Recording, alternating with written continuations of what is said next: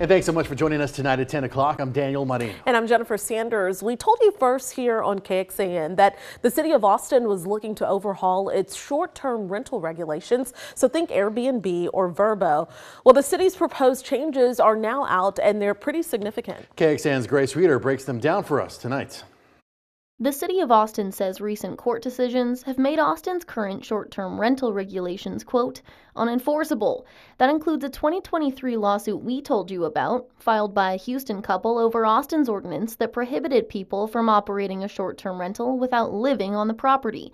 A judge sided with the couple then, saying Austin's rule was unconstitutional. I represent hundreds or thousands at this point of citizens of Texas who believe that it is unconstitutional to ban anyone from renting out their house for short terms. Now, the city is overhauling its short-term rental rules in an attempt to give itself regulatory teeth.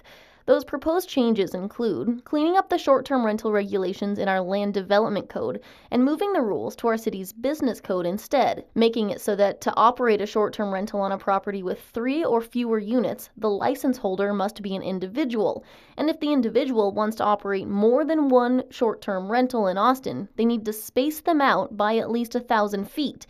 It would also require platforms to collect the same tax, called hotel occupancy tax, that regular hotels collect from customers. One of the elements of the ordinance is that the platforms will require hosts to provide the license number in the advertisement and will delist properties that are not licensed upon request from the city. The city said short-term rentals with an existing permit will be allowed to continue as long as properties do not become a nuisance and ownership remains the same.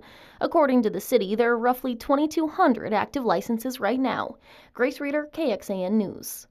And the city of Austin has information sessions on these changes starting next week. One of them is virtual, the others are in person. The city will also take public input next month. We have all the details in this story at KXAN.com. We did reach out to major short-term rental companies to get their feedback about the proposed changes. Vrbo got back to us tonight saying in part, quote, Vrbo, part of the Expedia Group family, supports balanced short-term rental laws, and we are reviewing the new changes proposed by the city of Austin. They also said that they're committed to policies that balance the needs of the community and the tourism economy. Going in depth, when you get your purple slip in the mail about the short-term rental proposals, you're also going to be getting proposed changes tied to the city's Home Part 1 initiative. In late 2023, the Austin City Council approved the first iteration of the Home Initiative. It would allow up to 3 units to be built on a single-family lot and would create a preservation bonus with the goal of slowing the demolition of existing homes.